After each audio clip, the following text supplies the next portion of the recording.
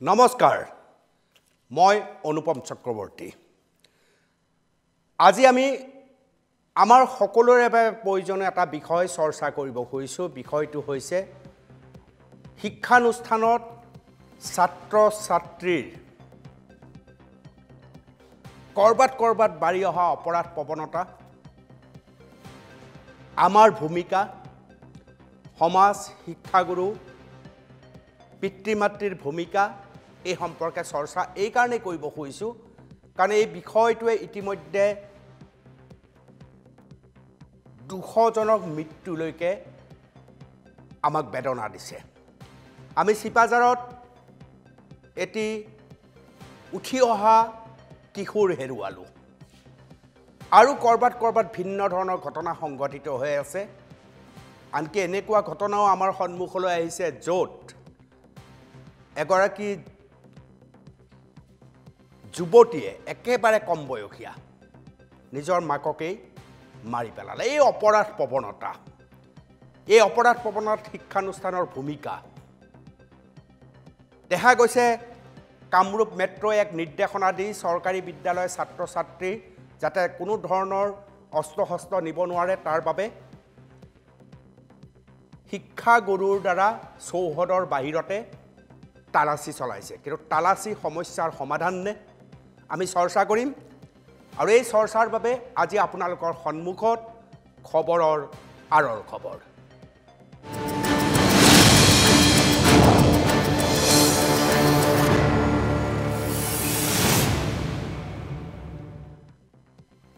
বিশেষকৈ চৰকাৰী শিক্ষানুষ্ঠানৰ নিৰ্দেশনা আহিছে ঘটনাও চৰকাৰী বিদ্যালয়তে হৈছে চিপাজাৰত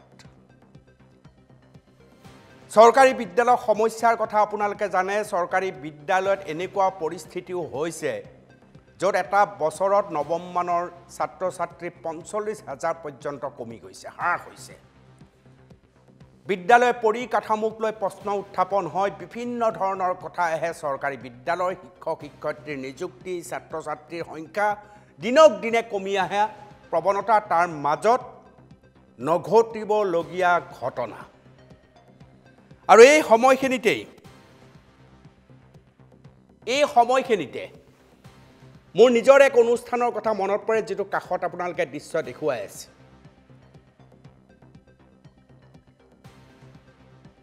আমি আৰম্ভ কৰিছিলো আকৌ নতুন প্ৰভাত হ'ব এবাৰ চাওক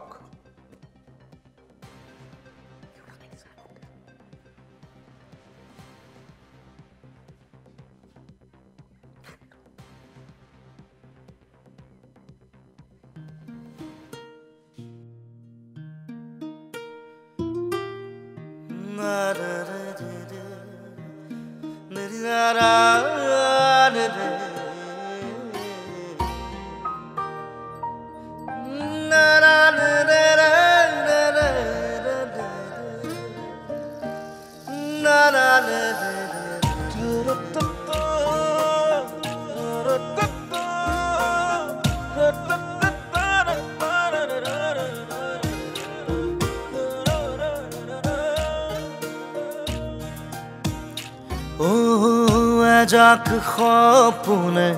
হাঁহিছে এই বুকু হেঁপাহে খেলিছে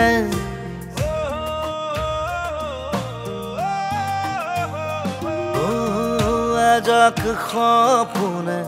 হাঁহিছে এই বুকু হেঁপাহে খেলিছে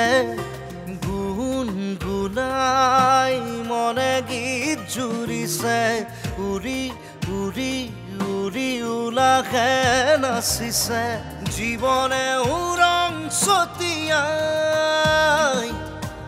এচমকা বিলাক সময়ে বাগৰ সলাই চিল মিলাই জোনাকেও কয় অমানিশা তৰিব আকাশে কয় ৰদালিতে পৃথিৱীয়ে সাৰ পাব আকৌ নতুন প্ৰভাত হ'ব আকৌ নতুন প্ৰভাত হ'ব আকৌ নতুন প্ৰভাত হ'ব আকৌ নতুন প্ৰভাত হ'ব চৰকাৰী বিদ্যালয় ছাত্ৰ ছাত্ৰীৰ প্ৰতিভাৰ সন্ধানত আমি এই অনুষ্ঠান NKTV প্লাছত আয়োজন কৰিছোঁ সেইবাবে আজি ছাত্ৰ ছাত্ৰীৰ অভিৰুচি তেওঁলোকৰ অভিৰুচিৰ ব্যাপক প্ৰচাৰ প্ৰসাৰৰ সলনি সেই শিক্ষানুষ্ঠানৰ ছাত্ৰ ছাত্ৰীয়ে কেনে ধৰণৰ অপৰাধ কৰিছে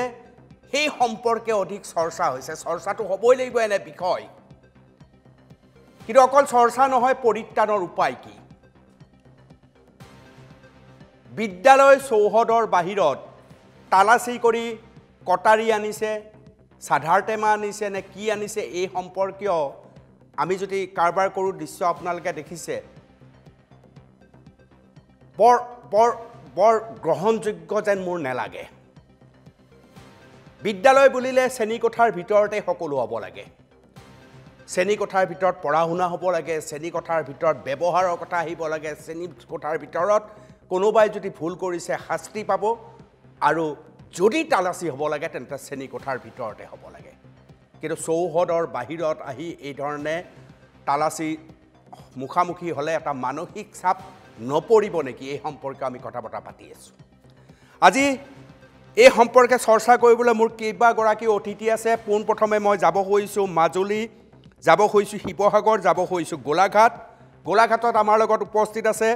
কমাৰ্চ কলেজৰ অধ্যাপক দেৱজিৎ দত্ত ডাঙৰীয়া স্বাগতম জনাইছোঁ মাজুলীত আমাৰ সৈতে উপস্থিত আছে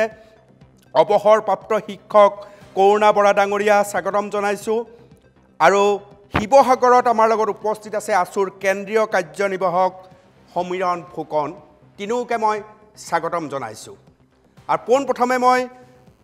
সমীৰণ ফুকনৰ পৰা জানিব বিচাৰিছোঁ চৰকাৰী বিদ্যালয় বুলি ক'লে আমাৰ যি ধ্যান ধাৰণা আমাৰ সন্মুখলৈ আহে ল'ৰা ছোৱালী নাই চৰকাৰী বিদ্যালয়ৰ যি পৰিকাঠামো তাত বহুত সমস্যা আছে তাৰ মাজত এই খবৰবিলাক অপৰাধ প্ৰৱণতা শাস্তি গুৱাহাটীত আপোনালোকে মই ইতিমধ্যে দেখুৱাইছোঁ যে গুৱাহাটীত সিদ্ধান্তই লোৱা হৈছে গুৱাহাটীৰ মেট্ৰই সিদ্ধান্ত লৈছে চৌহদৰ বাহিৰত তালাচী চলিছে কণ কণ শিশুহঁতৰ সমীৰণ ফুকন আপুনি কি ভাবে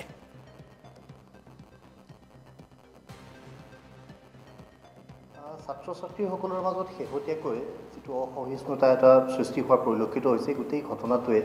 সমগ্ৰ শিক্ষাসতী সমাজ শিক্ষক সমাজকে হওক বা সমগ্ৰ সমাজখনক ভাবিবৰ কাৰণে বাধ্য কৰি তুলিছে এই গোটেই পৰিৱেশটোৰ অৱসান হোৱাটো আজিৰ তাৰিখত খুবেই প্ৰয়োজনীয় আৰু খুবেই দৰকাৰীভাৱে আমি এই বিষয়টো কেনেধৰণে অৱসান ঘটাব পাৰি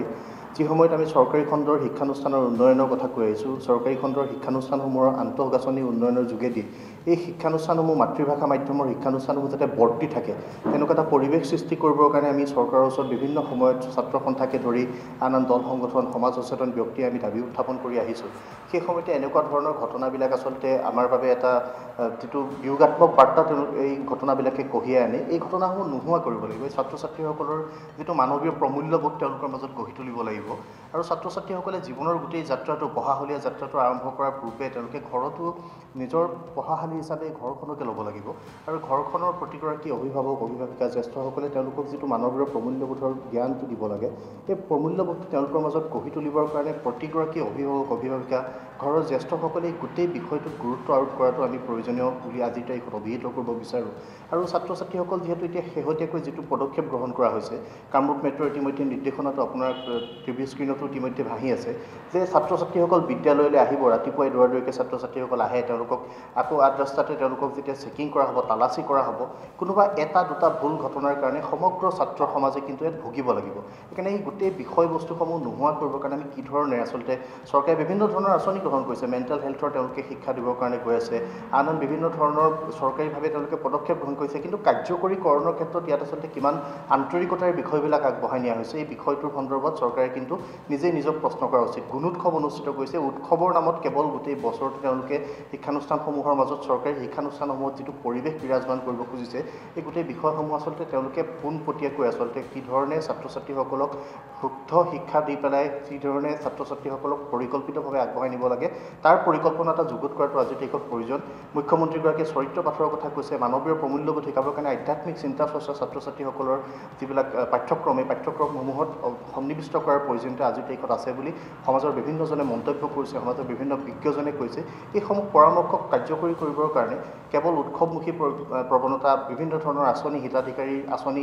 ঘোষণা কৰিবলৈ মন্ত্ৰী বিধায়ক যাওঁতে চৰকাৰী খণ্ডৰ ছাত্ৰ ছাত্ৰীসকলক নি তাত বহাই ৰখা এনেকুৱা ধৰণৰ পৰিক্ৰমাসমূহ বাদ দি যেতিয়া ছাত্ৰ ছাত্ৰীসকলক শিক্ষানুষ্ঠানৰ মাজত যুগ সাপেক্ষ কৰি তেওঁলোকে শিক্ষা দীক্ষা দিবৰ কাৰণে পদক্ষেপ গ্ৰহণ কৰিব তেতিয়া ভাবোঁ যে ছাত্ৰ ছাত্ৰীসকলৰ মাজত যি দুই এটা বিয়োগাত্মক বাৰ্তা আছে যিবিলাক ঋণাত্মক যিবিলাক বিষয়বস্তুৱে আমাৰ সমাজত ছাত্ৰ ছাত্ৰীসকলৰ মাজত ক্ৰিয়া কৰি আছে গোটেই বিষয়বস্তুসমূহ নোহোৱা কৰাৰ আচলতে এটা পৰিকল্পনা যুগুত কৰাৰ সময় হৈছে এই পৰিকল্পনাটো যুগুত কৰিবৰ কাৰণে এতিয়া শিক্ষা বিভাগ হওক চৰকাৰ হওক আমি সকলোৱে ইয়াৰ পদক্ষেপ গ্ৰহণ কৰাৰ প্ৰয়োজনীয়তা আছে নিশ্চয় মই মাজুলীত গৈছোঁ মাজুলীত উপস্থিত আছে কৰোণা বৰা ডাঙৰীয়া কি ভাবে বৰা ডাঙৰীয়া আপুনি মই ভাবোঁ যে বিদ্যালয়ৰ বাহিৰত ছাত্ৰ ছাত্ৰীসকলক তালাচী লৈ যিটো অপৰাধ প্ৰৱণতাটো নষ্ট মানে কণ্ট্ৰল কৰিব পৰা যিটো ব্যৱস্থা বা তেনেধৰণৰ যিটো ব্যৱস্থা আপুনিও কৈছে মই ভাল পোৱা নাই আৰু এইটো ময়ো ভাল পোৱা নাই মই ভাবিছোঁ এইটো এটা ৰোগ নিৰাময় কৰিবৰ কাৰণে গছৰ ডাল পাতত পানী দি লাভ নাই সেই শিপাটোৱে যেতিয়া বিষাক্ত বস্তু শোষণ কৰিছে সেই গছজোপাৰ আমি শিপাত তাক বেমাৰটো নিৰাময় কৰিব লাগিব এতিয়া চাওক মাক দেউতাকে এটা সন্তানক নৈতিকতাৰ শিক্ষা দিব পৰা নাই প্ৰকৃত সংস্কাৰ দিব পৰা নাই বা তেওঁলোকে ভুল পথে যাব পৰা বেয়া কাম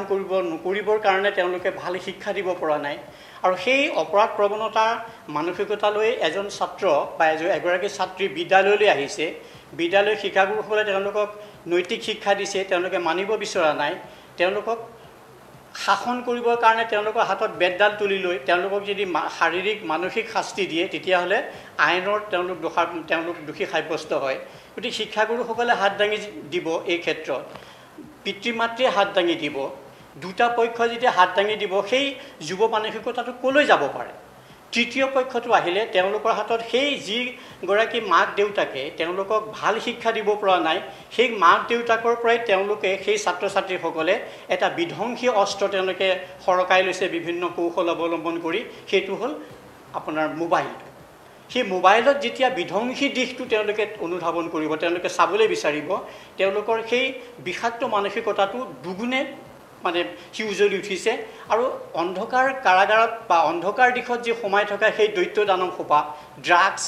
মদ ভাং জোৱা সেইবিলাকেও ক্ৰিয়া কৰিছে সামগ্ৰিকভাৱে গোটেই প্ৰজন্মটো এটা অন্ধকাৰ গৰাহলৈ সোমাই গৈছে যে মোৰ মনত পৰে মই শিক্ষকতা কৰি থাকোঁতে এজন শিক্ষকে অতিষ্ঠ হৈ এজন ছাত্ৰক এটা ঢকা মাৰিছিল সেই ছাত্ৰজনে এটা বক্তব্য ৰাখিছে শিক্ষকজনক যে ছাৰ আপুনি এই কিতাপখনৰ বেতুপাতটো পঢ়কচোন তাত লিখা আছে শিক্ষা অধিকাৰ আইনত যোগেদি যে শাৰীৰিক মানসিক একো মানে শাস্তি দিব নোৱাৰে শিক্ষকজনক সকীয়াই দিছে সেইজন ছাত্ৰই এতিয়া আপুনি ভাবক যে শিক্ষকসকলে কি কৰিব পিতৃ মাতৃয়ে হাত দাঙিছে এটা নিগেটিভ এটা পৰিৱেশ সৃষ্টি হৈছে যাৰ যোগেদি আজি বিদ্যালয়ত ছাত্ৰই ছাত্ৰক হত্যা কৰিব পৰা প্ৰৱণতা আজি মানে উদ্ভৱ হ'বলৈ হৈছে গতিকে আমি ভাবোঁ এই এটা বিয়োগাত্মক পৰিৱেশৰ মাজত আমাৰ এই প্ৰজন্মটোক যেতিয়া উটি যাব ভাঙি যাব বিচাৰিছে আমি ইয়াত জোৰ কৰি হাত পালেহি আমাৰ আমি কি কৰিব পাৰোঁ নিৰাময় কেনেকৈ কৰিব পাৰোঁ নিৰাময়টো কৰিবই লাগিব এই প্ৰজন্মটোক আমি ধ্বংস হ'বলৈ এৰি দিব নোৱাৰোঁ মই ভাবোঁ যে পিতৃ মাতৃসকলক শিক্ষাগুৰুসকলৰ লগত একত্ৰিত কৰি লৈ আমি এনেকুৱা এটা ব্যৱস্থাৰে যাব লাগিব যাতে শিপাত পানীটো পৰে গুৰিত পানীটো পৰে তেওঁলোকক শৈশৱতে তেওঁলোকক ঘৰত তেওঁলোকেতো জন্ম হওঁতে দৈত্য দানৱ হৈ অহা নাই তেওঁলোকে ঘৰত তেওঁলোকক নৈতিক শিক্ষাৰে আমিতো আগতে মুক্তি তনিস্পৃহ যিটো প্ৰাৰ্থনা কৰিছিলোঁ আজিকালি কেইঘৰ মানুহত প্ৰাৰ্থনা আছে গতিকে তেওঁলোকক সেই ধৰণে নৈতিক শিক্ষাৰে শিক্ষিত কৰি লৈ বিদ্যালয়লৈ পঠাব লাগিব বৰা ডাঙৰীয়া আপুনি উচিত কথা কৈছে বৰা ডাঙৰীয়া আপুনি উচিত কথা কৈছে কিন্তু আমি যদি চৰকাৰী বিদ্যালয়লৈ চাওঁ তেওঁলোকৰ অভিভাৱকক এটা ডাঙৰ সমস্যা হৈছে আৰ্থিকভাৱে অসচ্ছল পৰিয়ালৰ সন্তান পিতৃ মাতৃ ৰাতিপুৱাই কামলৈ ওলাই যায় আৰু বিয়লি উভতি আহে তেওঁলোকে তেওঁলোকৰ সন্তানক সময় দিবলৈ সময় নাই ইয়াতকৈ ডাঙৰ কথা তেওঁলোকে তেওঁলোকৰ সন্তানক ভৱিষ্যতে কি কৰিব সেই সম্পৰ্কেও নাভাবে বৰা ডাঙৰীয়া আপুনি এজন অভিজ্ঞ অৱসৰপ্ৰাপ্ত শিক্ষক, আপুনি ভালকৈ উপলব্ধি কৰিব পাৰে। আৰু এই প্ৰশ্নটোক লৈয়ে মই যাব বিচাৰিছোঁ দেৱজিৎ দত্তৰ ওচৰত। দেৱজিৎ দত্ত গোলাঘাট কমাৰ্চ কলেজৰ অধ্যাপক তেখেত। দত্ত ডাঙৰীয়া, চৰকাৰী বিদ্যালয়ৰ অভিভাৱকসকল সাধাৰণতে এই ধৰণে অস্বচ্ছল হয়। মই নিৰক্ষৰ শব্দটো তাত ব্যৱহাৰ নকৰোঁ,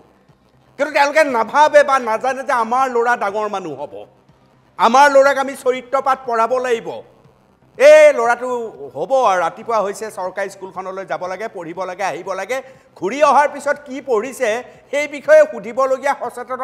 সচেতনতাও মাক দেউতাকৰ হোৱা নাই। দত্ত ডাঙৰীয়া, আপুনি কি ভাবে? মই যাম আকৌ বৰা ডাঙৰীয়াৰ ওচৰত। আচ্ছা, নমস্কাৰ, ধন্যবাদ জ্ঞাপন কৰিছোঁ মই NK TV আমাৰ চক্ৰৰ ডাঙৰীয়া।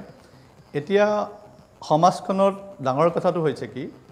যে আমাৰ যিখিনি চৰকাৰী স্কুল আছে, এই চৰকাৰী স্কুলসকলত জেনেৰেলি আমি দেখিছোঁ যে যাৰ দেউতাক জেনেৰেলি শ্ৰমিকসকলৰ বা আমাৰ যিবিলাক দুখীয়া ৰাইজৰ ল'ৰা ছোৱালীখিনি পঢ়িবলৈ আহে। এতিয়া ঘূৰি আপুনি কৈছে ইতিমধ্যে যে তেওঁলোকক গধূলি গৈ পেলাই কোনো চোৱা চিতা মানুহ নাই, কিন্তু কথা হ'ল কি এই গুৰু দায়িত্বটো বহন কৰিব লাগিব শিক্ষক সমাজে।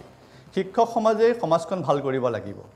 এতিয়া ইয়াৰ কাৰণে আমি কি কৰিব লাগিব? মোৰ ব্যক্তিগত ধাৰণাৰ মতে যে আমি খুব মৰমেৰে তেওঁলোকক কিছুমান প্ৰাতঃসভা অনুষ্ঠিত কৰাই সেই প্ৰাতঃসভাত আমি বিভিন্ন আখ্যানবিলাক ক'ব লাগিব। আমি ডাঙৰ ডাঙৰ মহান নেতাবিলাকৰ কথা তেওঁলোকক আৱেগিকভাৱেৰে হ'লেও যে তুমিও এনেকুৱা হ'ব পাৰা, আমি ডাঙৰ ডাঙৰ নেতাবিলাকৰ মহাত্মা গান্ধীৰ জীৱনী অট'বায়োগ্ৰাফী পঢ়িবলৈ দিব লাগে, শুনাব লাগিব। শুনাই পেলাই তেওঁক আৱেগিক কৰিব লাগিব। আৰু আমি আটাইতকৈ ডাঙৰ কথা হৈছে যে আমি গোটেই সমাজখনেই, মই অকল চৰকাৰী স্কুলকেইখনৰ কথাই কোৱা নাইকিয়া, আমাৰ সমাজ ব্যৱস্থাটোত এতিয়া মই দেখিছোঁ যে আমাৰ যিটো ড্ৰাগছতকৈও বেছি ভয়ানক হৈ পৰিছে আমাৰ মোবাইল ব্যৱস্থাটো। আমি ৰাস্তাই ঘাটে ঘৰে চৰে আমি সকলোতে আমি মোবাইলৰ উৎপাদত থাকিব নোৱাৰা হৈছোঁ। আৰু এইটোৱে জেনেৰেলি আমাৰ সৰু সৰু কণ কণ শিশুসকলক প্ৰভাৱ বিস্তাৰ কৰিছে। গতিকে তেওঁলোকক মৰমেৰে আমি তেওঁলোকৰ যিটো অভাৱ অভিযোগবিলাক তেওঁলোকক অলপ খেল ধেমালিটো ব্যস্ত কৰিব লাগিব। আৰু আজিকালি বিভিন্ন ধৰণৰ পঢ়াৰ মেথড ওলাই গৈছে। আমি দেখিছোঁ বিভিন্ন স্কুলত ফ'ল' কৰিছে, গান গোৱাই গোৱাই আমাৰ 1-2 বিলাক শিকাইছে, যুগৰ নেওতাবিলাক শিকাইছে, যিটো তেওঁলোকে ভাল পায়। তেওঁলোকৰ লগতে আমি অলপ তেওঁলোকৰ মনোভাৱ বুজিব লাগিব, তেওঁলোকৰ মানসিক স্বাস্থ্যটো আমি যত্ন কৰিব লাগিব। আৰু ইতিমধ্যে মই দেখিছোঁ যে আমাৰ বৰ্তমান আমাৰ অসম চৰকাৰে যিটো চৰিত্ৰ পাঠৰ আকৌ আমি প্ৰয়োগ কৰিম বুলি কৈছে, চৰিত্ৰ পাঠখন আমি আনিব লাগিব। কাৰণ যেতিয়া মই সৰু হৈ আছিলোঁ স্কুললৈ গৈছিলোঁ, আমাৰ চৰিত্ৰ পাঠত আমাক কথাবিলাক কয়, আমাক ৰাতিপুৱা গৈ পেলাই এটা ঘটনা ক'বলৈ কয়, আমাক ধুনীয়াকৈ কিছুমান কাহিনী ক'বলৈ কয় আৰু প্ৰাৰ্থনা কৰিবলৈ কয়। আমি ব্ৰহ্মাহেদি কৰিয়েই হওক বা মুক্তিস্তনীয়েই হওক বা আমি মুখস্থ কৰিছিলোঁ। আমি কিতাপৰ প্ৰতি ধাৰণাটো আনিব লাগিব। আৰু কণ কণ শিশুসকলক শিক্ষকসকলে কিন্তু সমাজখনক আমি গতি দিব পাৰিম। গতিকে মই ভাবিছোঁ যে ইয়াৰ ক্ষেত্ৰত শিক্ষকৰ ৰোলটো যথেষ্ট আছে। শিক্ষকসকলে যদি তেওঁলোকক আমি কেতিয়াও সমাজখন বেয়া হ'বলৈ দিব নোৱাৰোঁ। এইখন আমাৰ বিদ্যালয়। চৌহদৰ বাহিৰত শিক্ষক শিক্ষয়িত্ৰীয়ে তালাচী চলোৱা কামটো আপুনি সমৰ্থন কৰেনে? নাই নাই, এইটো মই কোনোপধ্যে এইটো সমৰ্থন কৰিব নোৱাৰোঁ। যে আমি দেখিছোঁ যে আমি এটা ভয় হ'ব তেওঁলোকৰ মনত, তেওঁলোকক মুক্ত মনে আহিবলৈ দিব লাগিব। তালাচীটো কথাই হ'ব নোৱাৰে, কাৰণ তালাচী কৰিব নালাগে। তেওঁলোকৰ মনত ভয় ভাৱ হ'ব, কাৰণ শিক্ষাটো ভয় ভাৱ দি নহয়। এই তালাচী তেওঁলোকক নকৰি পেলাই তেওঁলোকৰ মনত আমি এটা বিশ্বাস আনিব লাগিব যে পঢ়া শুনা কৰিলে এখন সমাজৰ ভাল নাগৰিক হ'ব পাৰি, এখন সমাজত ঘৰৰ মাজত আমি হাঁহি বিৰিঙাব পাৰিম। এই কথাবিলাক আমি তেওঁলোকক বুজাই দিব লাগিব। তেওঁলোকক আমি বেগত কি আনিছে কি নাই এই কথাবিলাক তেওঁলোক নিজেই ননা হ'ব, তেওঁলোকৰ ডেগাৰ নাই। এই কথাবিলাক যিটো প্ৰৱণতা আহিছে, এইবিলাক আমি শিক্ষক সমাজে বুজাই মেলি আমি সমাজৰ আৰু পিতৃ মাতৃৰ দায়িত্ব আছে। পিতৃ মাতৃয়ে তেখেতৰ সন্তানক সকলোৱে বুজি পায়, সকলোৱে নিজৰ পিতৃ মাতৃয়ে নিজৰ সন্তানক চিনি পায়। কিন্তু আপুনি যিটো কথা কৈছে, যিসকলৰ ঘৰত শ্ৰমিক, তেওঁলোকে দিনটো কাম কৰে, তেওঁলোকৰ গধূলি গৈছে ল'ৰাই কি পঢ়িছে কি নাই পঢ়া, এই দিশটো কিন্তু আপুনি একদম সঁচা কথা কৈছে, আপোনালোক মই একমত। কিন্তু এইটো কোনে কৰিব? এতিয়া তেওঁলোকতো আমাৰ এই সন্তান। গতিকে ইয়াৰ গুৰু দায়িত্বটো বহন কৰিব লাগে আমাৰ শিক্ষক সমাজে। আমাৰ যি সামাজিক সংস্থাবিলাক আছে, এই সামাজিক সংস্থাবিলাকৰ কিছু কিছু ক্ষেত্ৰত দায়বদ্ধ হ'ব লাগিব। হৈ পেলাই ছাত্ৰ সমাজেও এই ক্ষেত্ৰত বিভিন্ন সময়ত আলোচনা কৰিব লাগিব, ইয়াৰ ওপৰত কৰ্মশালা পাতিব লাগিব। আৰু যাক যেনেকৈ পাৰে সৰু ল'ৰা ছোৱালীৰ কাৰণে বেলেগ ধৰণৰ কৰ্মশালা হ'ব লাগিব। এইজ ৱাইজ পেলাই কৰ্মশালা বা আলোচনা চক্ৰৰ যোগেদি আমি এই সমাজ ব্যৱস্থাটো নিশ্চয় ভাল কৰিব পাৰিম, মোৰ দৃঢ় বিশ্বাস আছে। তাহানি যেতিয়া আপুনি পঢ়া শুনা কৰিছিল, শিক্ষক শিক্ষয়িত্ৰীয়ে কাণ চেপা দিলেও আপুনি ঘৰত কোৱা নাছিল। কাৰণ পিতৃ মাতৃয়ে ওলোটাই আপোনাক ধৰিব যে তই কিবা বেয়া কাম কৰিছ সেইবাবে শিক্ষাগুৰুৱে তোৰ কাণত ধৰিছে সময় সলনি হৈছে এই সময়ত আপুনি ইমানখিনিলৈ যাবই নোৱাৰে আপুনি ছাত্ৰ ছাত্ৰীৰ কাণত ধৰিছে পিতৃ মাতৃ গৈ ওচৰৰ পুলিচ থানা পাইছে কিন্তু তাৰ মাজত আকৌ চৰিত্ৰ পাঠৰো প্ৰয়োজন হৈছে তাৰ মাজত বিদ্যালয় চৌহদৰ বাহিৰত কণ ল'ৰা ছোৱালীক পৰীক্ষা কৰা হৈছে কোনোবাই কটাৰী আনিছে নেকি ডেগা আনিছে নেকি চাদাৰ টেমা আনিছে নেকি আৰু তাৰ মাজত চৰকাৰী শিক্ষা ব্যৱস্থাৰ সমস্যা এখন ব্লেকবোৰ্ড নোহোৱা স্কুল আছে ডেস্ক বেঞ্চ নোহোৱা স্কুল আছে তাতোকৈ ডাঙৰ সমস্যাটো হ'ল শিক্ষক শিক্ষয়িত্ৰী আৰু ছাত্ৰ ছাত্ৰী শ্ৰেণীকোঠাত থাকে কিমান চৰ্চা কৰি আছোঁ খবৰৰ আৰৰ খবৰ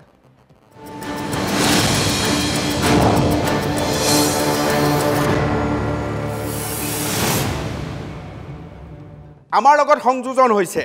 পাঠশালাৰ পৰা উৎপল বৰকাকতি তেখেত পাঠশালা বিদ্যাপীঠৰ অধ্যক্ষ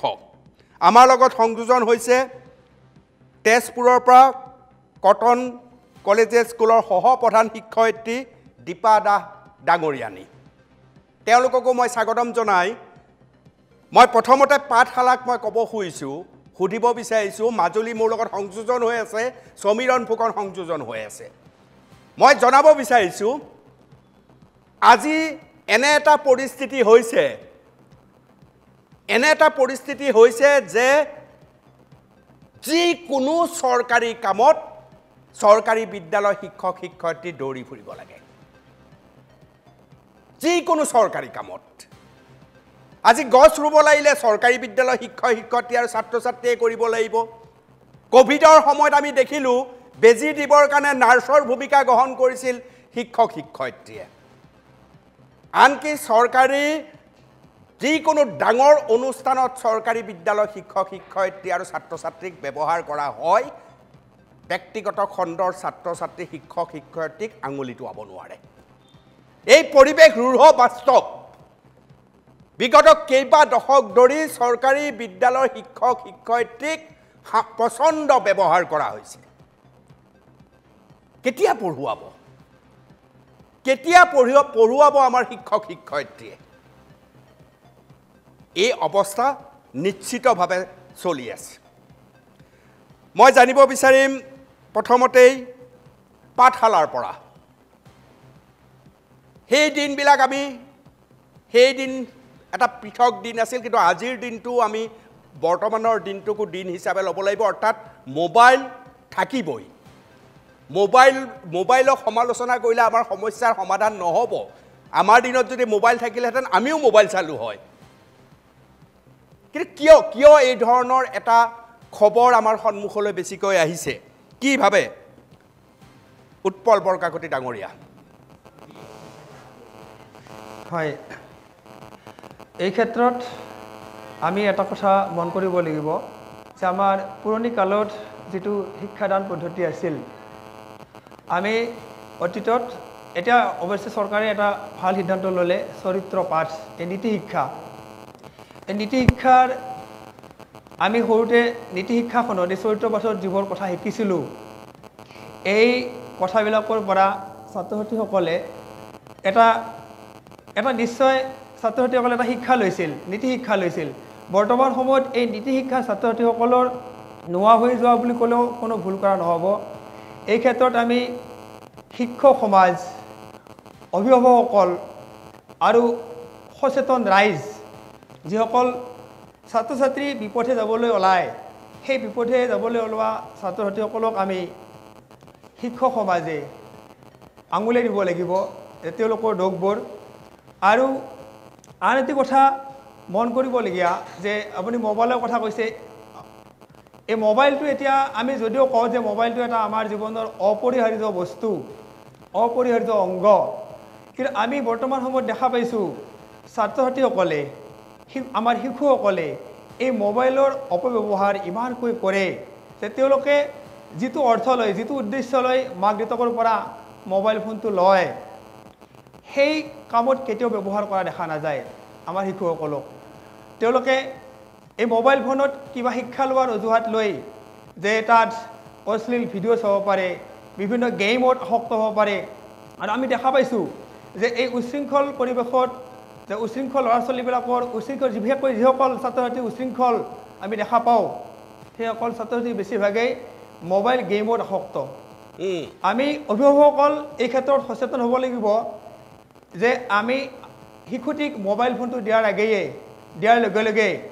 সেই মোবাইল ফোনটো কেনেকুৱা কামত ব্যৱহাৰ কৰিছে নিজৰ শিশুটিয়ে তদুপৰি আমাৰ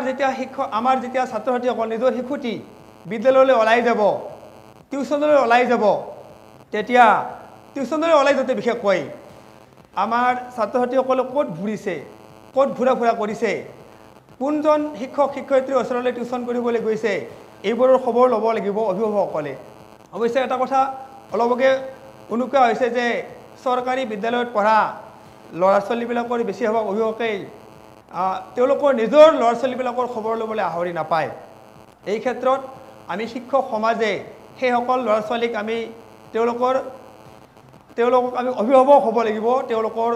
তেওঁলোকক শুদ্ধ বাট দেখুৱাই দিব লাগিব অভিভাৱকসকলৰ লগত আমি শিক্ষক সমাজে আলোচনা কৰিব লাগিব আমাৰ শিশুসকলক কিয় বিদ্যালয়লৈ পঠিয়াইছোঁ বিদ্যালয়লৈ যোৱাৰ আচল উদ্দেশ্য কি এই কথা আমি বুজাই দিব পাৰিব লাগিব আৰু এই ক্ষেত্ৰত আমাৰ সমাজত যিসকল সচেতন লোক আছে এই সচেতন লোকসকলৰো কৰ্তব্য আছে দায়িত্ব আছে যিসকল অভিভাৱকে নিজৰ ল'ৰা ছোৱালীক পঢ়োৱাৰ বিষয়ে ভালদৰে নাজানে সেইসকলক আমি বাট দেখুৱাই দিব লাগিব যে আৰু তেওঁলোকক দিহা পৰামৰ্শ দিব লাগিব আৰু তেতিয়া নিশ্চয় সেইসকল অভিভাৱকৰ নিজৰ শিশুটিক শুদ্ধ বাটেৰে নিবলৈ সক্ষম হ'ব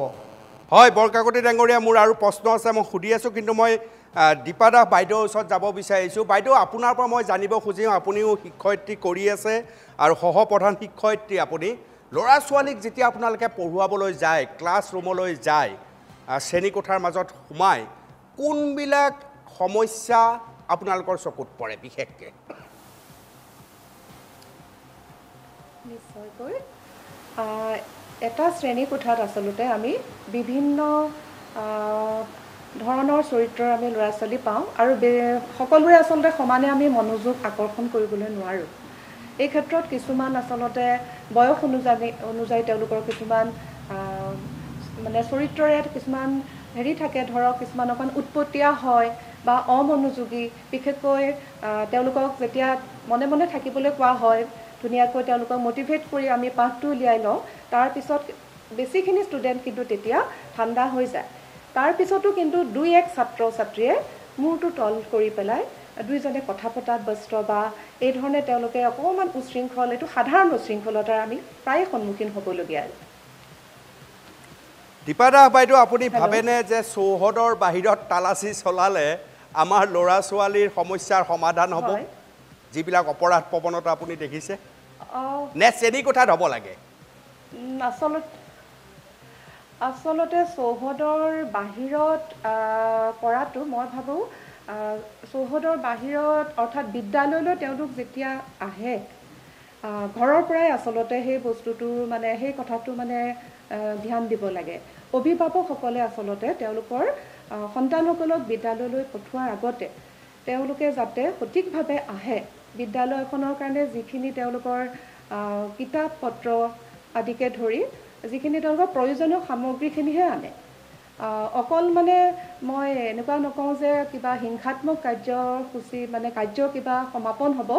তেওঁলোকে কেতিয়াবা ধৰক এনেকুৱা ধপাত জাতীয় বস্তু যেনেকৈ ধৰক এইবিলাক চুইট চুফাৰী জাতীয় ছিগনেচাৰ এনেকুৱা ধৰণৰ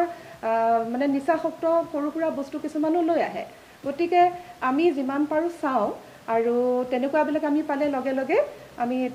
তেওঁলোকক অনুশাসনমূলক মানে মৰমেৰে বুজাই মেলি তেওঁলোকক এইবোৰৰ পৰা বিৰত ৰাখিবলৈ কওঁ কিন্তু এইটো ঠিক যে বিদ্যালয়ৰ বাহিৰত শিক্ষক শিক্ষয়িত্ৰীসকলে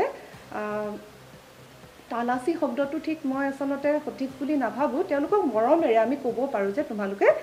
এইবোৰ নানিবা বা আচলতে চাবলৈ গ'লে তালাচী আচলতে শব্দটোৱে আচলতে ছাত্ৰ ছাত্ৰীৰ বিশেষকৈ কোমল বয়সীয়া ছাত্ৰ কি কয়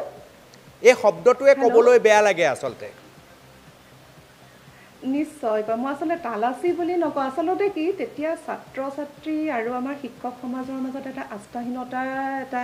গা কৰি উঠিব পাৰে মই ভাবোঁ গতিকে কিন্তু আপোনাৰ শিক্ষাগুৰুসকলক যদি চৌহদৰ বাহিৰত মাতি আনি পেলাই এই ধৰণে পৰীক্ষা কৰোৱাতকৈ শ্ৰেণী কোঠাই কোঠাই ছাত্ৰ ছাত্ৰী সোমাল প্ৰাৰ্থনা কৰি তাৰপিছত আপোনালোকে নিজৰ মাজতে গোটেই বস্তুটো চাব পাৰে তেতিয়া এনেকুৱা শব্দৰ জন্মই নহয় নিশ্চয় মই ভাবোঁ সেইটো বেছি মানে ভাল হ'ব কাৰণ শ্ৰেণী শিক্ষকজনে তেওঁলোকৰ গোটেই ছাত্ৰ ছাত্ৰীৰ ওপৰত এটা কণ্ট্ৰল থাকে আৰু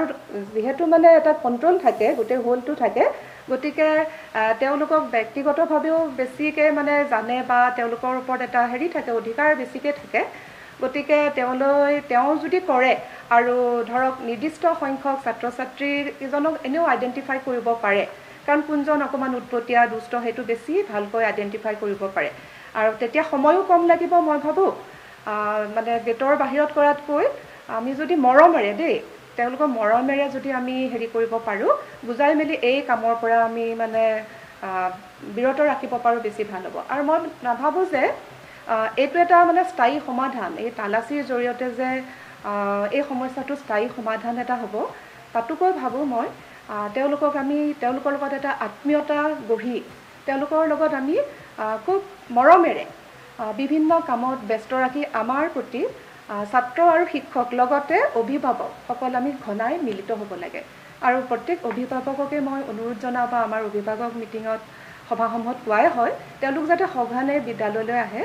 কোনো সমস্যা থাকিলে তেওঁলোকে মুক্তভাৱে কওক এটা সুসম্পৰ্ক গঢ়ি উঠক তেতিয়া কি হ'ব ছাত্ৰ ছাত্ৰীসকলেও তেওঁলোকৰ দেউতাক মাক আহি থাকে বুলি এটা ভয় কৰিব বা তেওঁলোকে বা তেনেকৈ আহেও দেই মই নকওঁ যে কিছু সংখ্যক অভিভাৱক কিন্তু আহে গতিকে সেই ধৰণৰ আমি তিনিও মানে ছাত্ৰ ছাত্ৰী শিক্ষক শিক্ষয়িত্ৰীৰ অভিভাৱকৰ মিলিত প্ৰচেষ্টাতহে আমি আচলতে এনেকুৱা উশৃংখল যিটো অৱস্থা যুৱ উশৃংখলতা আমি মানে নিৰ্মূল কৰিব পাৰিম সমীৰণ ফুকন ডাঙৰীয়া আৰু লগতে মাজুলীৰ কৰুণা বৰা ডাঙৰীয়া আপোনালোকে শুনিব মই সমীৰণ ফুকনকে প্ৰথম সুধিছোঁ এটা বিৰতি লোৱাৰ পূৰ্বত যিখন বিদ্যালয়ৰ শিক্ষক শিক্ষয়িত্ৰীয়ে আহিম বুলি শ্ৰেণীকোঠাত আহিব নোৱাৰে ক'ত কেনেকৈ অৰ্ডাৰ আহি যায় নাজানে তেওঁ ওলাই যাবলৈকে বাধ্য হ'ব যি বিদ্যালয়ৰ ছাত্ৰ ছাত্ৰীক সকলো সময়তে ৰাজহুৱা কামত ব্যৱহাৰ কৰা হয় তেনে এখন বিদ্যালয়ৰ পৰিকাঠামো সাল সলনি কৰাৰ বিপৰীতে এই ধৰণৰ আকৌ এবাৰ চিকিউৰিটি গাৰ্ডৰ দৰে শিক্ষাগুৰুক চৌহদৰ বাহিৰত লৈ যোৱা কথাৰ কিবা গুৰুত্ব আছে সমীৰণ ফুকন এই কথা সকলোৱে বিৰোধিতা কৰিছে ইতিমধ্যে যিকেইগৰাকী সন্মানীয় ব্যক্তিয়ে বক্তব্য ৰাখিলে তেওঁলোক সকলোৱে বিৰোধিতা কৰিছে আৰু কথাটো স্পষ্ট যে শিক্ষাগুৰুসকলে ইতিমধ্যে বহু দায়িত্ব পালন কৰিব লগা হৈছে যি সময়ত প্ৰাথমিক বিদ্যালয়ৰ শিক্ষানুষ্ঠানখনত প্ৰধান শিক্ষকৰ পদৰ কাৰণে শিক্ষাগুৰুসকলে আন্দোলন কৰিব লগা হৈছে স্থায়ী প্ৰধান শিক্ষক স্থায়ী অধ্যক্ষ নিযুক্তিৰ কাৰণে বিভিন্ন সময়ত বিভিন্ন দল সংগঠনকে ধৰি সমাজৰ সচেতন ব্যক্তিসকলে দাবী উত্থাপন কৰি থাকিব লগা হৈছে সেই সময়ত শিক্ষাগুৰুসকলৰ ওপৰত বিভিন্ন দায়িত্ব আপুনি ইতিমধ্যে কৈ গৈছে আমি শেহতীয়া সময়খিনি যদি চাওঁ NRCৰ পৰা আৰম্ভ কৰি ভোটাৰ তালিকা আপোনাৰ সংশোধন আন বিভিন্ন ধৰণৰ চৰকাৰী কৰ্মসূচী নিৰ্বাচনী দায়িত্ব আন চৰকাৰী কৰ্মসূচীৰ দায়িত্ব এই সকলোবিলাক দায়িত্ব যদি শিক্ষাগুৰুসকলৰ ওপৰত তেওঁলোকে ন্যস্ত কৰি থাকে আৰু শেহতীয়াকৈ তেওঁলোকে যিটো শিক্ষাগুৰুসকলক যিটো তালাচীৰ দৰে এটা কাম কৰিবৰ কাৰণে নিশ্চিতভাৱে এই কথাটো গ্ৰহণযোগ্য হ'ব নোৱাৰে ছাত্ৰ ছাত্ৰীসকলক বিদ্যালয়লৈ আহি পোৱাৰ সময়তে যদি চৌহদৰ বাহিৰত এনেধৰণে তালাচী ল'ব লগা হয় এই বিষয়টোৱে ছাত্ৰ ছাত্ৰীসকলৰ মনস্তাত্ত্বিক দিশটোতো প্ৰভাৱ পেলাব মোৰ পূৰ্বতেও কওঁতে কৈছে এটা দুটা ঘটনাৰ বাবে সমগ্ৰ ছাত্ৰ সমাজক কিন্তু আমি দোষী হিচাপে বা সমগ্ৰ ছাত্ৰ সমাজৰ সমীৰণ ফুকন আপুনি চাওক ব্যক্তিগত খণ্ডৰ ছাত্ৰ ছাত্ৰীয়ে যেতিয়া প্ৰাৰ্থনা কৰি থাকিব আমাৰ ল'ৰা ছোৱালীয়ে তালাচীৰ মুখামুখি হৈ থাকিব আৰু ব্যক্তিগত খণ্ডৰ ল'ৰা ছোৱালীয়ে কেতিয়াবা সিহঁতক সুধিব এই তহঁতৰ তাত বোলে তালাচী হয় আমাৰ কিন্তু এইবিলাক নাই দেই কেনেধৰণৰ এটা পৰিৱেশ তৈয়াৰ হৈছে যদিও হয় নিশ্চিতভাৱে অনুপম দা যদিও নিৰ্দেশনাটোত কোৱা হৈছে যে চৰকাৰী বেচৰকাৰী সকলোকে এই গোটেই ব্যৱস্থাৱলী ল'বৰ কাৰণে কোৱা হৈছে কিন্তু এই গোটেই বিষয়টোত প্ৰভাৱান্বিত হ'ব চৰকাৰী খণ্ডৰ ছাত্ৰ ছাত্ৰীসকলৰ বেচৰকাৰী এনেকুৱা কোনো ধৰণৰ কাম নকৰে ছাত্ৰ ছাত্ৰী অভিভাৱক শিক্ষকৰ সমন্বয়ৰ প্ৰয়োজন আছে এনেকুৱা ধৰণৰ বেচৰকাৰীসকলে হয়তো এই গোটেই বিষয়টোৰ পৰা আঁতৰি চলিব, কাৰণ তেওঁলোক যথেষ্ট বিভিন্ন ধৰণে তেওঁলোক আপডেট হৈ থাকে চৰকাৰী খণ্ডৰ শিক্ষানুষ্ঠানতকৈ। আমাৰ শিক্ষাগুৰুসকলক প্ৰকৃতাৰ্থত শিক্ষানুষ্ঠানত থাকি ছাত্ৰ ছাত্ৰীসকলক শিক্ষা প্ৰদান কৰাতে ব্ৰতী কৰি ৰাখিবৰ কাৰণে চৰকাৰখনে ব্যৱস্থা গ্ৰহণ কৰিব লাগে। আন যিবিলাক কাম কাজ তেওঁলোকৰ ওপৰত ন্যস্ত কৰি থকা হৈছে, সেই সকলোবিলাক দায়িত্বৰ পৰা তেওঁলোকক অব্যাহতি দি ছাত্ৰ ছাত্ৰীসকলৰ লগত পোনপটীয়া সম্পৰ্কত থাকিব পৰাকৈ, যদি আজি এগৰাকী কোনোবা শ্ৰেণী শিক্ষক আছে, তেখেতক বোলে কোনোবা এটা দায়িত্ব দি পেলাই শিক্ষানুষ্ঠানখনৰ পৰা তেখেতক বেলেগ কৰ্তব্যত পঠোৱা হ'ল, ছাত্ৰ ছাত্ৰীসকলৰ মনস্তাত্ত্বিক যিটো দিশ তেওঁলোকে অধ্যয়ন কৰি পেলাই এটা পৰ্যায়ত উপনীত হয়, তাৰ মাজতে শিক্ষকগৰাকীক আন এটা ডিউটিত পঠাই দিয়া হয়, নতুন এগৰাকী শিক্ষক আহে, আৰু সেইটোৱে হৈ আছে। বহু সংখ্যক ছাত্ৰ ছাত্ৰী থাকে, তাত সকলোৰে মনস্তাত্ত্বিক দিশটো বুজি পাই কাম কাজ আগবঢ়াবৰ কাৰণে দিগদাৰ হয়। এই গোটেই অসুবিধাসমূহ সৃষ্টি হৈ আছে আমাৰ যিটো অৰাজক পৰিৱেশ হৈ আছে গোটেই সমগ্ৰ শিক্ষা ব্যৱস্থাটোত। এই ব্যৱস্থাটোৰ কিছু সংশোধনৰ প্ৰয়োজন আছে। এই শিক্ষা ব্যৱস্থাটোৱে জড়িত প্ৰতিগৰাকী ব্যক্তিক নিৰ্দিষ্ট দায়িত্বত তেওঁলোকে ৰাখিবৰ কাৰণে ব্যৱস্থা কৰিব লাগে। আন কামত নিয়োজন কৰাৰ সলনি ছাত্ৰ ছাত্ৰীসকলক সুৰক্ষিতভাৱে তেওঁলোকে যাতে ছাত্ৰ ছাত্ৰীসকলক পৰিকল্পিতভাৱে যাতে আমাৰ শিক্ষাগুৰুসকলে শিক্ষা দিব পাৰে, শিক্ষা প্ৰদানত ব্ৰতী হ'ব পাৰে, তেনেকুৱা এটা ব্যৱস্থা হ'ব লাগে। আৰু যিটো আধ্যাত্মিক চিন্তা চৰ্চাৰ কথাটো আৰু সমীৰণ ফুকন, তেনেকুৱা ব্যৱস্থা আপুনি চৰকাৰী বিদ্যালয়ৰ পৰা আশা কৰিছেনে? আজি চৰকাৰী বিদ্যালয়ক লৈ যি ধৰণৰ প্ৰশ্ন আহিছে কৰিব পৰা, আমি সকলোৱে জানো চৰকাৰী বিদ্যালয় জাতীয় আশা আৰু আকাংক্ষা, বাটৰ সন্ধান বিচাৰিছোঁ, জাতীয় চিন্তা চেতনাৰ এটা স্থান হৈছে চৰকাৰী বিদ্যালয়। বাটৰ সন্ধান বিচাৰিছোঁ। অনুপম দা, আপুনি বিভিন্ন শিক্ষানুষ্ঠানত, হয়,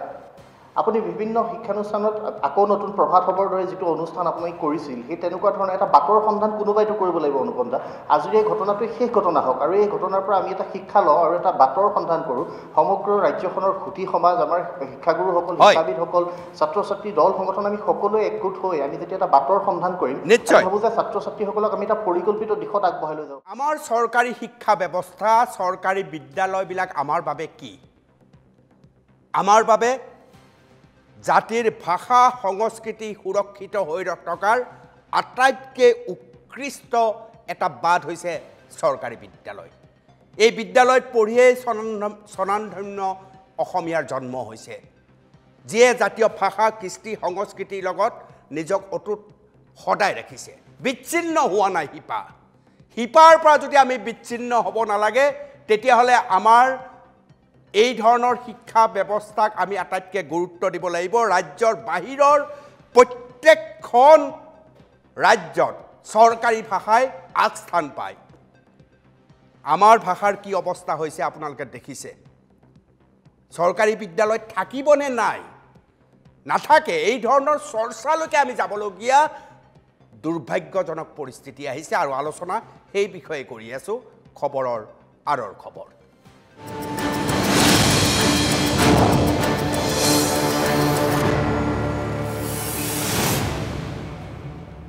কৰুণা বৰা ডাঙৰীয়া, আপুনি এগৰাকী অৱসৰপ্ৰাপ্ত শিক্ষক, আপোনাৰ পৰা মই মুকলিকৈ জানিব বিচাৰিছোঁ যে থাকিবনে চৰকাৰী বিদ্যালয় এই ধৰণে? চৰকাৰে য'ত লাগিব লাগে লগা নাই, চৰকাৰী বিদ্যালয়ৰ শিক্ষকৰ অভাৱ, ছাত্ৰ ছাত্ৰী অহা নাই। আজি এনেকুৱা ধৰণৰ পৰিস্থিতি হৈছে যে ছাত্ৰ ছাত্ৰীৰ দিনক দিনে অভাৱ হৈছে, দুখন স্কুল এখন কৰি দিবলগীয়া পৰিস্থিতি হৈছে। ইফালে আমি কৈছোঁ জাতিৰ ভাষা সংস্কৃতি ৰক্ষা কৰিব লাগিলে চৰকাৰী ভাষা থাকিব লাগিব, চৰকাৰী বিদ্যালয় সুস্থ হ'ব লাগিব। বৰা ডাঙৰীয়া, কি দেখিছে আপুনি? চৰকাৰৰ ভূমিকা কেনেধৰণে চাইছে আপোনালোকে?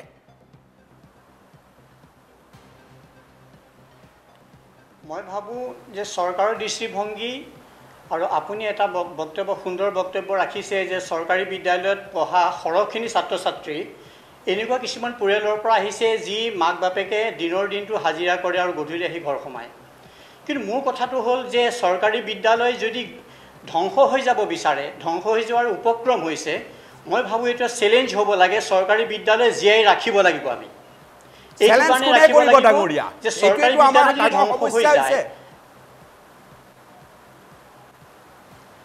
হয়, যে চৰকাৰী বিদ্যালয়খিনি যদি ধ্বংস হৈ যায়, আমাৰ মাজুলীৰ মাথাউৰিৰ ওপৰত বাস কৰা, চাপৰিত বাস কৰা এই কণ কণ ল'ৰা ছোৱালীখিনিক কোনে জীয়াই ৰাখিব? তেওঁলোকেতো প্ৰাইভেট স্কুলত গৈ পেলাই হাজাৰ হাজাৰ টকা খৰচ কৰি তেওঁলোকে পঢ়িব নোৱাৰে। এই ল'ৰা ছোৱালীখিনিক জীয়াই ৰাখিব কোনে? আমিয়ে জীয়াই ৰাখিব লাগিব। চক্ৰৱৰ্তী ডাঙৰীয়া, মই ভাবোঁ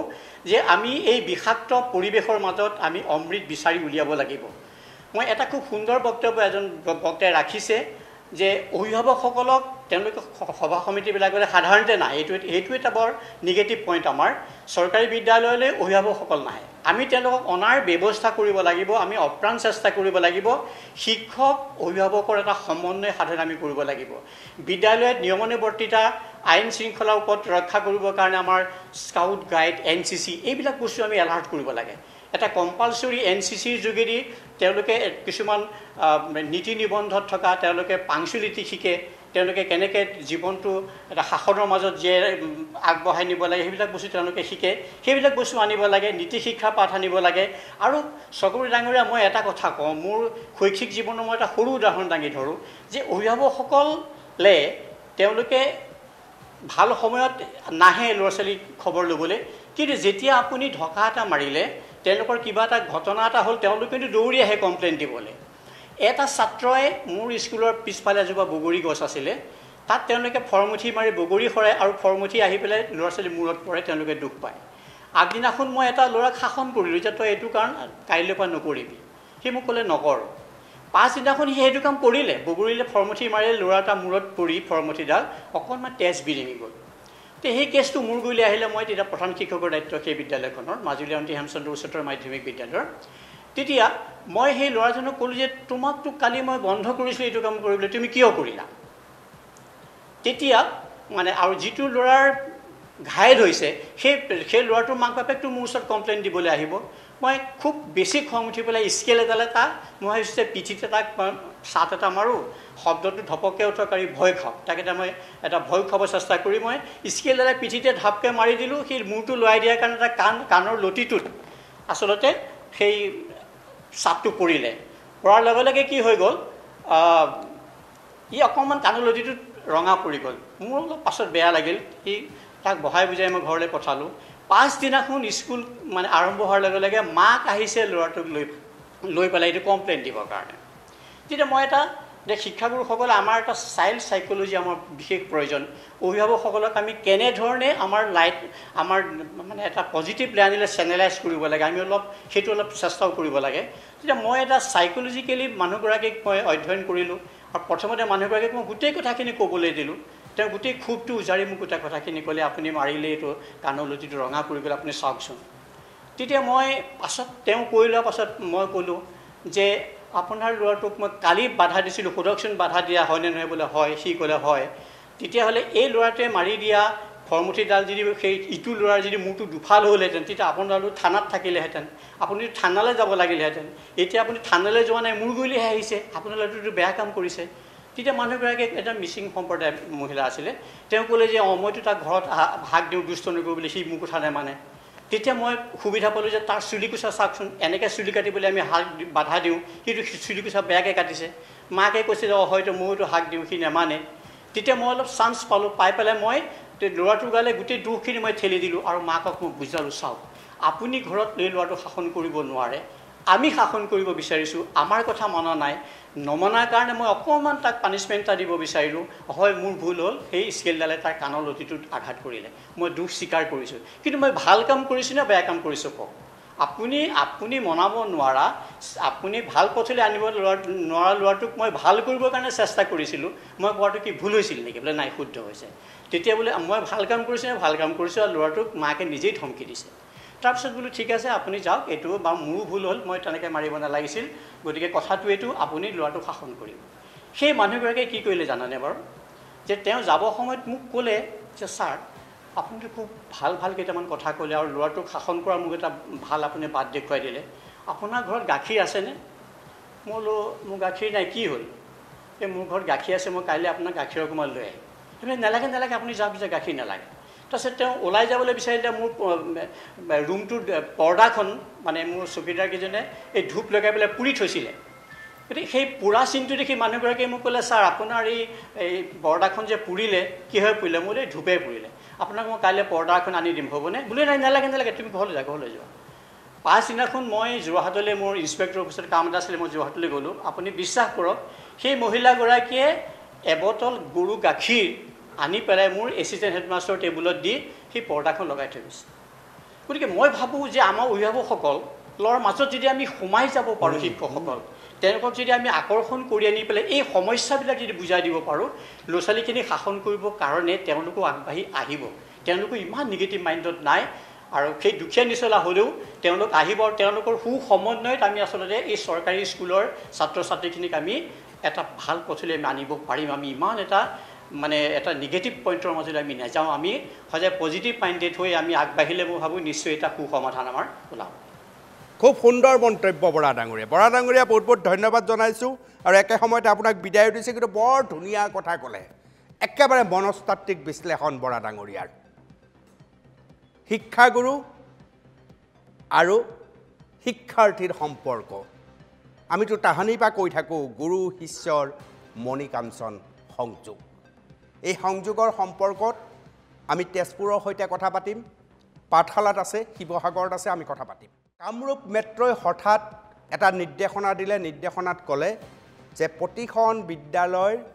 ছাত্ৰ ছাত্ৰীক চৌহদৰ বাহিৰতে শিক্ষক শিক্ষয়িত্ৰীসকলে চাব যে বেগত কিবা নানিবলগীয়া বস্তু আনিছে নেকি। বহু অভিভাৱকে বিষয়টোক লৈ অলপ অসন্তুষ্ট হ'ল, কিছু শিক্ষাবিদেও আমাক জনালে যে এই ধৰণৰ পন্থাৰে আমি ল'ৰা ছোৱালীক ভাল কৰিব নোৱাৰোঁ। বিষয় সেয়া চৰ্চা কৰি আছোঁ, খবৰৰ আঁৰৰ খবৰ।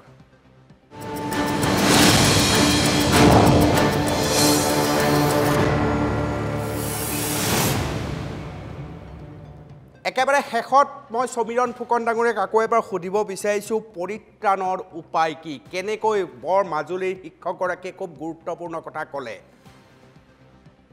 নতুন প্ৰজন্মৰ এগৰাকী প্ৰতিনিধি হিচাপে মই ধৰি লৈছোঁ সদৌ অসম ছাত্ৰ সন্থাৰ সৈতে শিক্ষানুষ্ঠানৰ এটা সম্পৰ্ক আছে। পৰিত্ৰাণৰ উপায় কি সমীৰণ? হয়, আমি যিটো বিষয় পূৰ্বতেও কৈছে, শিক্ষক ছাত্ৰ ছাত্ৰী আৰু অভিভাৱকৰ সমন্বয়, তাৰ সমান্তৰালভাৱে সমাজৰ প্ৰতি যিসকল লোক দায়বদ্ধ, আমাৰ শিক্ষাগুৰু শিক্ষাবিদ অন্যান্য সামাজিক যি স্তৰৰ মানুহ, এই সকলোবিলাক মানুহে আমি ঐক্যবদ্ধ হৈ যেতিয়া আমি চেষ্টা কৰিম যে এটা নতুন চামক আমি এটা বাটৰ সন্ধান দিব লাগে, যিটো বাটেৰে আগুৱাই গ'লে তেওঁলোকে মানৱীয় প্ৰমূল্যবোধটো নিজৰ লগত ৰাখিব পাৰিব, তেওঁলোকে আধ্যাত্মিকভাৱে চিন্তা চৰ্চাই হ'ব, অসহিষ্ণুতা তেওঁলোকৰ মাজত নাথাকিব, তেনেকুৱা এটা চিন্তা কৰিবৰ কাৰণে আমি সকলোৱে যি ধৰণৰ সৰু সুৰা শৈক্ষিক কৰ্মশালা হ'ব পাৰে, আন বিভিন্ন ধৰণৰ ব্যক্তিৰ জৰিয়তে আমি তেওঁলোকক যদি মানসিক স্বাস্থ্য, তেওঁলোকৰ মনৰ স্বাস্থ্যবিলাক জানিবৰ কাৰণে চেষ্টা কৰোঁ। ইতিমধ্যে চৰকাৰীভাৱে তেনেকুৱা পদক্ষেপ গ্ৰহণ কৰা হৈছে। মেণ্টেল হেল্থৰ তেওঁলোকৰ বিভিন্ন ধৰণৰ ৱৰ্কশ্বপ হৈছে, শিক্ষকসকলক ইতিমধ্যে প্ৰশিক্ষণ প্ৰদান কৰিছে। তাৰ এটা ৰেগুলাৰ ক্লাছ তেওঁলোকে যদি সন্নিৱিষ্ট কৰে আৰু ছাত্ৰ ছাত্ৰীসকলক পৰিকল্পিতভাৱে আগবঢ়াই নিবৰ কাৰণে তেওঁলোকৰ মনটো বুজি পাব পৰাকৈ যিকেইগৰাকী শ্ৰেণী শিক্ষকে তেওঁলোকক সদায় তেওঁলোকক চোৱা চিতা কৰি থাকে, তেওঁলোকক প্ৰত্যেকগৰাকী ছাত্ৰ ছাত্ৰীৰ লগত তেওঁলোকে এটা সুসম্পৰ্ক যাতে গঢ়ি উঠে, যিহেতু শিক্ষাগুৰুসকললৈ আমাৰ আহ্বান থাকিব যে তেওঁলোকে সদায় তেওঁলোকক লগ পাই থাকে ছাত্ৰ ছাত্ৰীসকলৰ। সকলোৱে বিভিন্ন পৰিৱেশৰ পৰা আহে, প্ৰতিগৰাকী শিক্ষাৰ্থী ঘৰৰ পৰা যেতিয়া ওলাই আহে তেওঁলোকৰ বিভিন্ন ধৰণৰ চিন্তা চৰ্চা, ঘৰখনত হৈ থকা পৰিৱেশ, সকলোবিলাক বিষয় ইয়াত ক্ৰিয়া কৰে। এই গোটেই বিষয়বিলাক বুজি পাই আমি যাতে ছাত্ৰ ছাত্ৰীসকলক আগবঢ়াই নিব পাৰোঁ, তেনেকুৱা এটা পদক্ষেপ আমাৰ শিক্ষাগুৰুসকলে ল'ব লাগিব। প্ৰয়োজন হ'লে অভিভাৱক অভিভাৱিকাক তেওঁলোকৰ বিষয়সমূহ অৱগত কৰাৰ এটা চেষ্টা কৰিব লাগিব। আৰু আমি সামাজিকভাৱে দায়বদ্ধ প্ৰত্যেকগৰাকী দল সংগঠনেই হওক বা আন আন শিক্ষাসুধী ব্যক্তি হওক, সমাজৰ জ্যেষ্ঠ ব্যক্তি হওক, সেইসকলেও কিন্তু ছাত্ৰ ছাত্ৰীসকলক যাতে পৰিকল্পিতভাৱে আগবঢ়াই নিবৰ কাৰণে এটা বাটৰ সন্ধান আৰম্ভ কৰে, তাৰ বাবে আমাৰ সকলোৰে প্ৰতি আহ্বান থাকিব। আপোনালোকে এটা পদক্ষেপ আজি NK TVৰ জৰিয়তে আৰম্ভ কৰিছে। এই পদক্ষেপটোৱে আমাৰ যাতে উঠি অহা প্ৰজন্মক এটা নতুন দিগন্তৰ সূচনা কৰিব পাৰে, তেনেকুৱা এটা পৰিৱেশ আমি সৃষ্টি কৰিব লাগিব। আৰু এটা ঘটনাই সকলো ছাত্ৰ সমাজকে যাতে, গোটেই ছাত্ৰ সমাজক যাতে বিপথে পৰিচালিত হৈছে বুলি বদনাম দিব নোৱাৰে, তেনেকুৱা এটা পৰিৱেশো কিন্তু আমি সৃষ্টি কৰি ৰাখিব লাগিব। কাৰণ এটা দুটা ঘটনাৰ বাবেই আমি সকলো ছাত্ৰ ছাত্ৰীক আমি দোষী কৰিব নোৱাৰোঁ, আমি তেওঁলোকক গিনি সজাব নোৱাৰোঁ, তেওঁলোকক তালাচীৰ সন্মুখীন কৰিব নোৱাৰোঁ। এই গোটেই বিষয়বিলাক কিন্তু আমি অনুধাৱন কৰিব লাগিব, আমি চিন্তা কৰিব লাগিব। এই চিন্তাৰে বাট বুলিলে আমি নিশ্চিতভাৱে এটা বাটৰ সন্ধান পাবৰ কাৰণে সক্ষম হ'ম। আপোনালোকে ধাৰাটো অব্যাহত ৰাখিব বুলি আমি আপোনালোকলৈ আহ্বান জনাইছোঁ। নিশ্চয়। আৰু সমীৰণ ফুকন ডাঙৰ শেষত আপুনি কৈ থকা গীতটি মই বজাই থৈ যাম, আকৌ নতুন প্ৰভাত হ'ব, প্ৰয়োজন আছে, আমি শেষত একেবাৰে বজাই থৈ যাম। কিন্তু তাৰ পূৰ্বে মই দীপা দাস বাইদেউক সুধিছোঁ, কিছুমান কথা ক'বলৈ বহুত সহজ কিন্তু কৰিবলৈ টান মই অনুভৱ কৰোঁ। এগৰাকী চৰকাৰী বিদ্যালয়ৰ শিক্ষক শিক্ষয়িত্ৰীয়ে ছাত্ৰ ছাত্ৰীৰ কিমান ধৰণৰ সমস্যাৰ মুখামুখি হয় তাকো মই বুজি পাওঁ। সেইবাবে মই কৈছোঁ যে কিছুমান কথা ক'বলৈ সহজ, কৰিবলৈ টান। তাৰ মাজতো বাইদেউ, তাৰ মাজতো আপুনি আপোনাৰ দীঘলীয়া অভিজ্ঞতাৰ পৰা কি পৰামৰ্শ দিব খোজে, য'ত চৰকাৰী বিদ্যালয়ৰ দুৰ্বলতা আঁতৰি যায় চৰকাৰী বিদ্যালয়ক লৈ হাঁহিবলৈ চেষ্টা কৰা পৰিৱেশটোৰ পৰা আমি আঁতৰ হ'ব পাৰোঁ আৰু হিষ্ট পুষ্ট সুনামধাৰী চৰকাৰী বিদ্যালয় মই পঢ়োঁ এই ধৰণে অহংকাৰ কৰিব পৰা এটা পৰিৱেশ কেনেকৈ আহিব দীপা দাস বাইদেউ নিশ্চয়কৈ আচলতে এই আপোনাৰ পৰা যিখিনি মানে মন্তব্য শুনিলোঁ সেইখিনিৰ পৰা আচলতে আমাক এটা সামগ্ৰিক এটা প্ৰচেষ্টা লাগিব বিদ্যালয়ৰ পৰিৱেশখন বা বিদ্যালয়ৰ যিটো মানে শৈক্ষিক পৰিৱেশেই হওক বা তাৰ প্ৰতি বিদ্যালয়ৰ প্ৰতি আকৰ্ষণ কৰিবলৈ হ'লে আমি সকলো বিদ্যালয় কৰ্তৃপক্ষ সচেতন হ'ব লাগিব বিদ্যালয়ৰ প্ৰতি আকৰ্ষণ কৰিবলৈ কাৰণে আমি বিশেষকৈ ল'ৰা ছোৱালীসকলে যাতে মানে উশৃংখল নহয় প্ৰথমতে আমি ডিচিপ্লিনটো যাতে শিকাব পাৰোঁ সেইটোৰ প্ৰতি আমি কিছু কঠোৰো হ'ব লাগিব আৰু বিশেষকৈ তেওঁলোকে ল'ৰা ছোৱালীখিনি কেতিয়া মানে আজি যিটো মানে সমস্যা আহি পৰিছে আচলতে গতিকে সেই কথাষাৰিলৈহে মই কৈছোঁ তেনেকুৱা যাতে পৰিৱেশ সৃষ্টি হ'বই নোৱাৰে তাৰ কাৰণে আচলতে যিটো ইণ্টাৰভেল হয় মানে এটা ক্লাছৰ পৰা আন এটা ক্লাছলৈ যোৱাৰ যিটো সময় সেইটো আমি যিমান পাৰি সোনকালে আহি ছাত্ৰ ছাত্ৰীসকলৰ মাজত উপস্থিত হ'ব লাগিব আৰু বিদ্যালয়খন যে অকল তেওঁলোকৰ কাৰণে কঠোৰ অনুশাসনত থাকিব তেনেকুৱা কথা নহয় তেওঁলোকে বিদ্যালয়খন যে এখন তেওঁলোকৰ কাৰণে মনোৰঞ্জন থলীলৈও পৰিণত হয় তাৰ কাৰণে আমি প্ৰচেষ্টা ল'ব লাগিব বিশেষকৈ আমাৰ যিবিলাক কোৰ্চ স্কলাষ্টিক বা লাইফ স্কিলৰ ক্লাছসমূহ থাকে আৰু তাৰ কাৰণে চৰকাৰে সুন্দৰকৈ আমাক ট্ৰেইনিঙো দিছে গতিকে আৰু দেখা যায় যে আমাৰ বিদ্যালয়সমূহত শিক্ষকসকলে যেতিয়া তেনেকুৱা শ্ৰেণীসমূহ কৰে বা বাহিৰলৈ উলিয়াই আনি তেওঁলোকক বিভিন্ন কৌশলসমূহ শিকায় তেতিয়া তেওঁলোক কিন্তু খুব মনোযোগ দিয়ে অৰ্থাৎ অকল পাঠ্যপুথিতে মানে আবদ্ধ নাথাকি শেষৰ ফালৰ যিখিনি পিৰিয়ড তাত যদি আমি সকলোৱে যদি খুব তেওঁলোকক আন্তৰিকতাৰে ল'ব পাৰোঁ আৰু মানে কামবোৰ শিকাব পাৰোঁ তেতিয়াহ'লে নিশ্চয় বিদ্যালয়ৰ প্ৰতি ল'ৰা ছোৱালীৰ আকৰ্ষণ বাঢ়িব আৰু তেওঁলোকে তেতিয়া ভালকৈ কাম কৰিব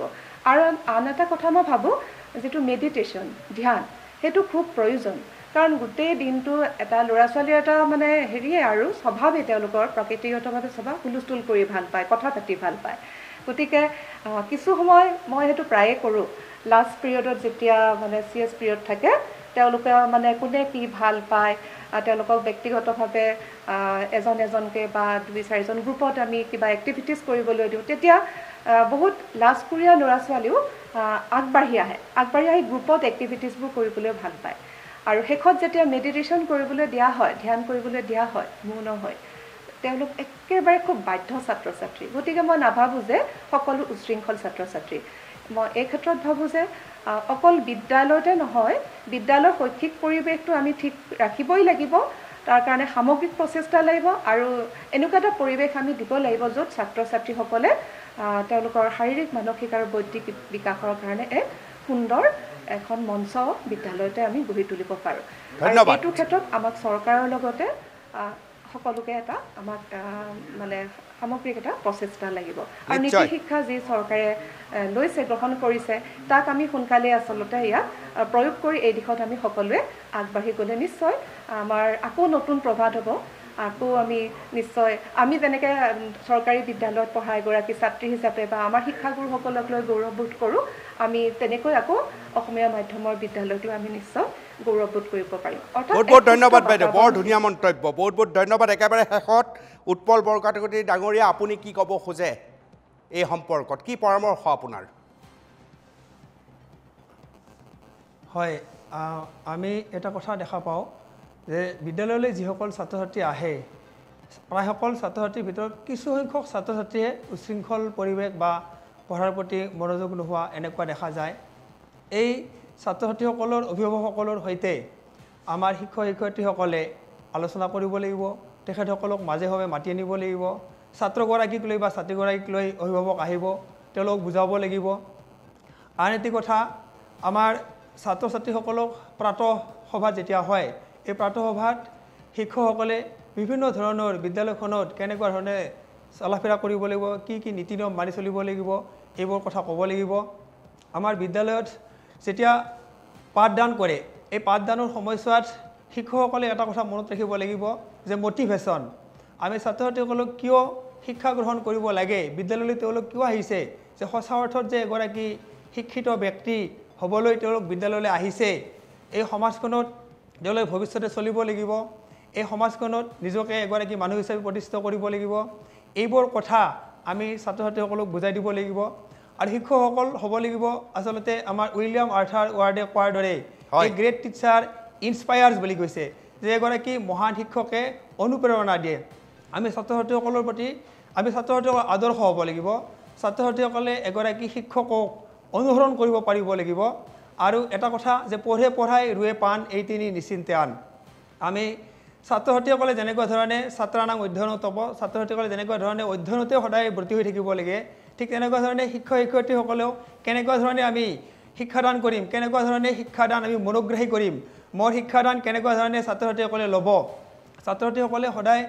ভাবি থাকিব লাগিব যে অমুক ছাৰ অমুক বাইদেউ আমাৰ ক্লাছলৈ আহিব এই ক্লাছটো মই কৰিবই লাগিব তেনেকুৱা ধৰণৰ ক্লাছ কৰিবলৈ তেনেকুৱা ধৰণৰ পাঠদান কৰিবলৈ আমাৰ শিক্ষক শিক্ষয়িত্ৰীসকল সদায় আগ্ৰহী হৈ থাকিব লাগিব আৰু তেনেকুৱা ধৰণৰ এটি বাট এনেকুৱা ধৰণৰ এটি শুদ্ধ ৰাস্তা চৰকাৰেও বা শিক্ষা বিভাগেও আমাক শিক্ষক শিক্ষয়িত্ৰীসকলক দিব লাগিব যে পঢ়ে পঢ়াই ৰুৱে পাণ এই তিনি নিশ্চিন্তে আন তেওঁলোকক অন্য কামৰ পৰা ৰেহাই দিব লাগিব আৰু সঁচা অৰ্থত শিক্ষক শিক্ষয়িত্ৰীসকলে নিজৰ ছাত্ৰ ছাত্ৰীসকলক শিক্ষাদান কৰক তাৰে এটি বাট সুগম কৰি দিব লাগিব বহুত বহুত ধন্যবাদ আটাইকেইজনকে মই সেৱা জনাইছোঁ আৰু বহুত বহুত ধন্যবাদ জনাইছোঁ আজি ইয়াত অংশ লোৱাৰ বাবে আৰু একেবাৰে শেষত প্ৰিয় দৰ্শক বিদায় পৰ্বত খবৰৰ আঁৰৰ খবৰৰ পৰা মই বিদায় লৈছোঁ কিন্তু NKTV প্লাছে আকৌ নতুন প্ৰভাত হ'ব চৰকাৰী বিদ্যালয় প্ৰতিভাৰ বিকাশৰ বাবে যুদ্ধ কৰিছিল যুদ্ধ চলি আছে এটা গীত জুবিন গাৰ্গে পৰিৱেশন কৰিছিল সেই গীতটি আগবঢ়াই খবৰৰ আঁৰৰ খবৰৰ পৰা মই বিদায় লৈছোঁ শুভৰাত্ৰি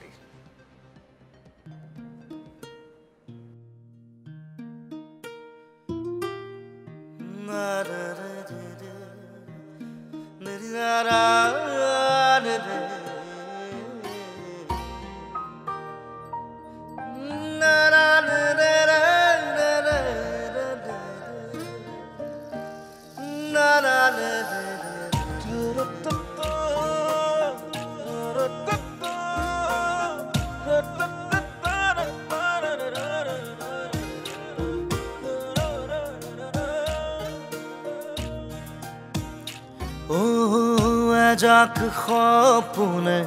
হাঁহিছে এই বুকু হেঁপাহে খেলিছে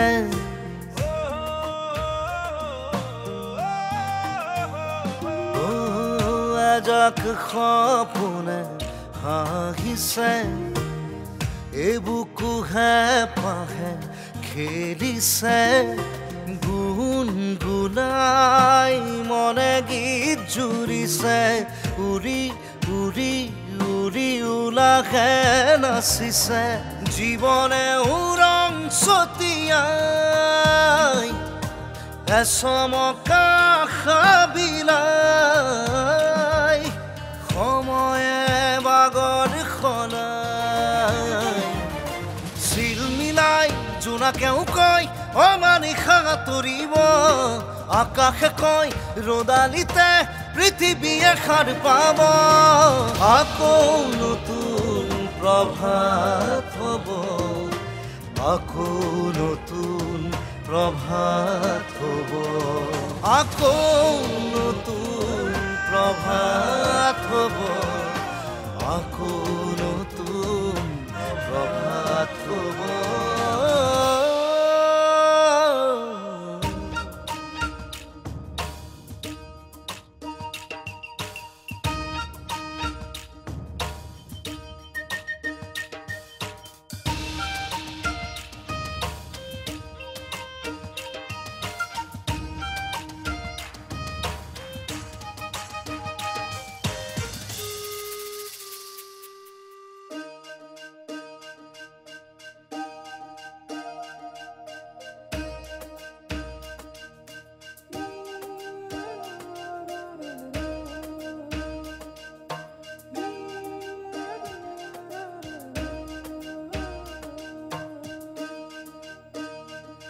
ও কণ কণ সপোনে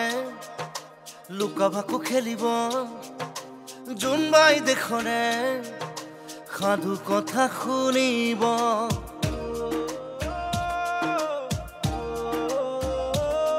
ও কণ কণ সপোনে লুকা ভাকু খেলিব জোনবাই দেশৰে সাধু কথা শুনিব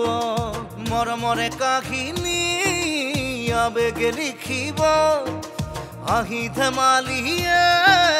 জীৱন সজাব চিল মিলাই জোনাকে কয় অমানিশা তৰিব